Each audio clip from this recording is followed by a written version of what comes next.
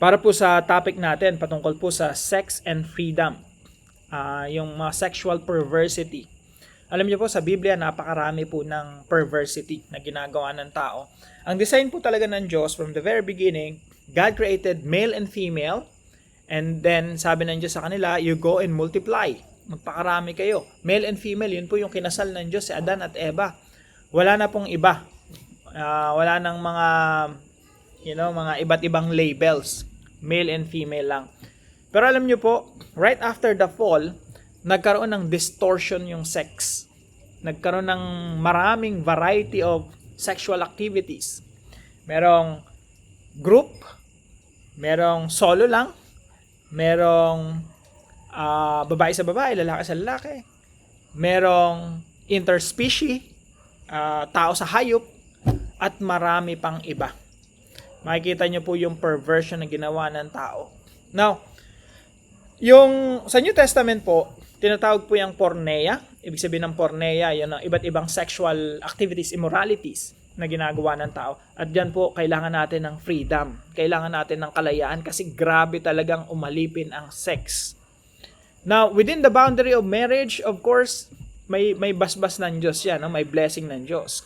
Pero outside marriage, yung sexual activities po, lalo na yung mga, marami po, fornication, masasabi nga natin na yung mga, kasama na yung mga pornography, mga pornographic materials, when we consume pornographic materials, may it be printed or movies or kung ano man, lahat po yun siguro sa time natin ngayon, pwede nating isama sa category ng porneia. Now, kailangan po natin ng freedom dyan. Kailangan po natin ng kalayaan. Kailangan po nating lumaya at wala pong ibang magpapalaya sa atin dyan kundi ang ating Panginoong Jesucristo. Sabi po sa John chapter 8 verse 36, so if the Son sets you free, you will be free indeed. Kung ang anak ang magpalaya sa inyo, kayo nga'y magiging tunay na malaya. Ito po ay kalayaan na matatagpuan natin sa ating Panginoong Jesucristo. And we want freedom. Gusto nating lumaya sa mga tukso. Now, gusto ko pong i-emphasize yung isang point po natin dito, Renew your mind and lifestyle. Renew your mind and lifestyle. Alam niyo po, minsan po dumarating tayo sa pagkakataon na nagkakaroon tayo ng dahil gumagawa tayo ng mali. At yung mali na yun, gusto nating maging tama. Hindi natin binabago yung isip natin.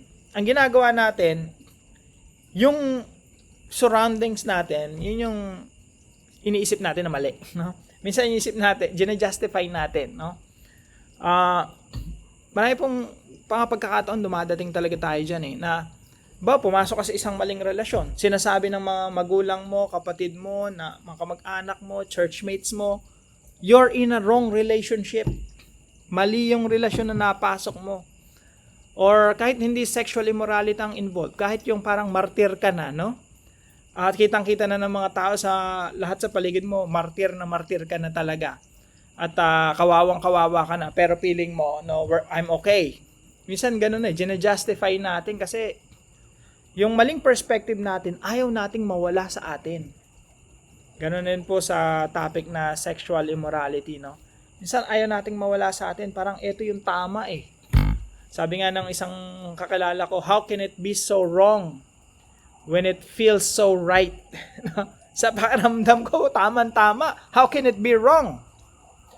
Pero mga kapatid, pakatandaan po natin, iisa lang yung tama, yung salita ng Diyos. At pag yung isip natin kumontra dyan, wag nating isiping mali yung salita ng Diyos sapagkat ang mali ay yung pag-iisip natin. So, nabanggit ko po sa devotion natin kanina, And unfortunately, yun ang nangyari sa mga highly secularized society. Ano pong ibig sabihin ng highly secularized society? Mga society na, wala ng Diyos. Kumbaga, kinikick out na si Lord doon sa kanilang society. Anong example niyan? Europe, mga Scandinavian countries. Yung mga mauunlad na bansa sa Europe, feeling nila hindi na nila kailangan ng Diyos. UK, highly secularized. United Kingdom. Yung Canada, highly secularized. And then US, humahabol. Pero at least Sa ngayon, very conservative pa yung US kung ikukumpara mo sa Canada at sa Europe.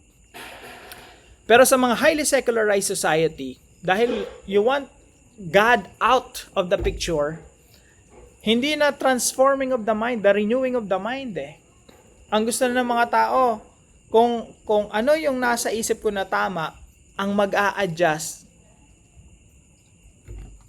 Hindi na yung isip ko mag-a-adjust.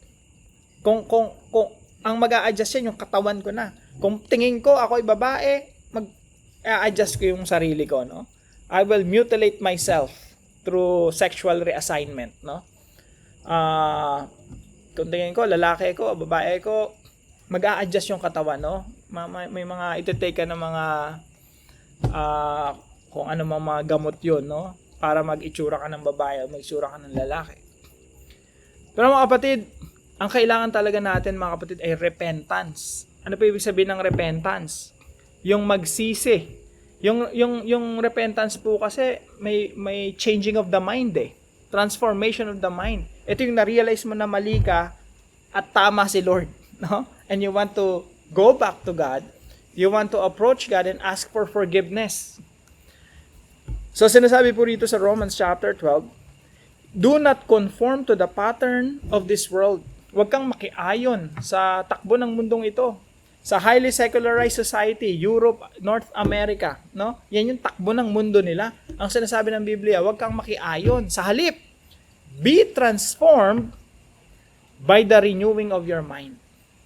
So, ang binabago po natin mga kapatid yung isip natin, nag-a-adjust tayo sa salita ng Diyos.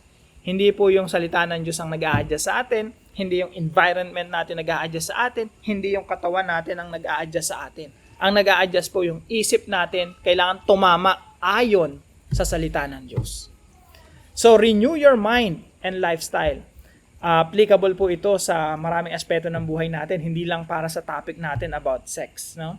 Pati kabilang na po yan yung principles natin about life, about finances, about money, about success, about, decision making, career. Applicable po ito sa lahat mga kapatid. Renew your mind. Ang nag-a-adjust yung isip natin at ina-adjust natin ayon sa dikta ng banal na spirito at ng salita ng Diyos. So magandang araw po sa bawat isa sa inyo. Magkita-kita po tayo muli bukas alas 5 ng umaga dito sa ating Daily Devotions.